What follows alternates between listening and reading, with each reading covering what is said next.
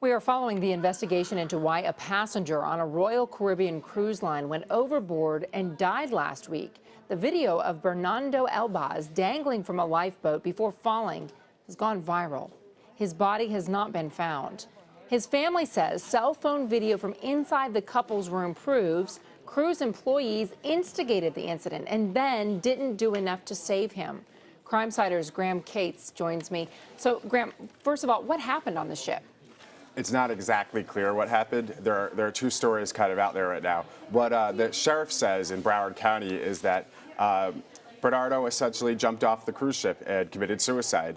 What his family is saying and what their lawyer is saying is that he was kind of in an act of protest that had to do with having been the victim of anti-gay slurs while he was on board. And they actually just released video that shows the immediate aftermath of when he went overboard. And you could hear his husband yelling that he hadn't jumped. He could hear security guys saying he went overboard and his husband saying he didn't jump, you pushed him. The recording that you heard is pretty dramatic, correct? It's too dramatic to actually play.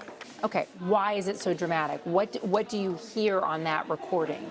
So what you're seeing is Bernardo himself actually positioned his phone in the room while they're having this moment where they're talking to security.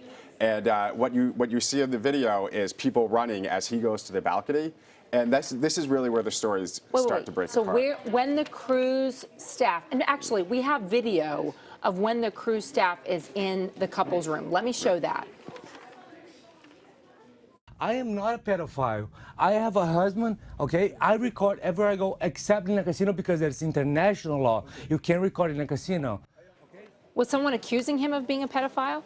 So this is where things start to get murky. What his husband says is yes. His husband says that on a couple of occasions while on board, staff members said anti-gay remarks to him.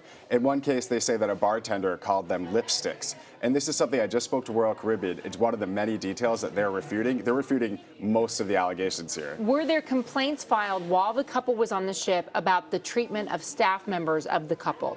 Yeah, one complaint. They spoke to a service manager, and they said the Royal Caribbean confirmed that a service manager apologized to them while they were on board. Okay, the surviving spouse also says the cruise line did not do enough to try and save Bernardo's life. Was he just being overly dramatic and intentionally went over that rail?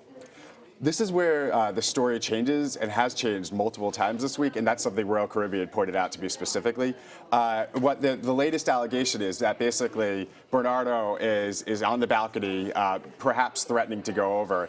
And as the lawyer puts it, Eric opens the door and runs after Bernardo, followed by security, who effectively tackle Eric, his husband, at the balcony, pushing into Bernardo and sending him over the balcony, where he landed next to a lifeboat, which is about 5 stories above the water, kind of hanging onto this railing.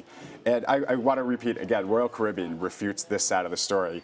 And then you can hear in the video a Royal Caribbean security officer say he fell overboard, and his husband, Eric, immediately says, he didn't fall, you pushed him, you killed him, he didn't jump, he didn't jump. So he's saying you killed him even as they're standing there watching Bernardo clinging to the side of the lifeboat?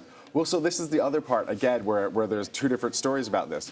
What they're saying is, so this video started after he had already gotten onto this part, and they're saying that he was lying flat down on that piece of metal, and that the crew members said, you're going to be better off if you hold on like this, and then he fell off. And what Royal Caribbean is saying is that's the opposite of the truth. They're saying actually that their crew members risked their own lives trying to get to him, to try to save him. What have the police said about this back and forth and about the fact that regardless of what happened, somebody went overboard, went into the water, and has disappeared? The police are actually kind of what started this war of words. They ruled it a suicide, and they said that it was following a domestic dispute. And what Eric, the husband of Bernardo, is saying is that, no, it wasn't a domestic dispute, and it wasn't a suicide. We were having an argument with security because of these anti-gay remarks, and then he went overboard as a result of that. I know Eric, the surviving spouse, has said that the cruise line has blood on their hands. What happens next? This is definitely going to lead to a lawsuit. Their attorney, Michael Winkelman, told me himself that he has over 100 lawsuits against Royal Caribbean. So that's where this is going. But it doesn't look like there's going to be criminal charges. At least it doesn't look like that yet. All right, Graham, thank you. Thank you.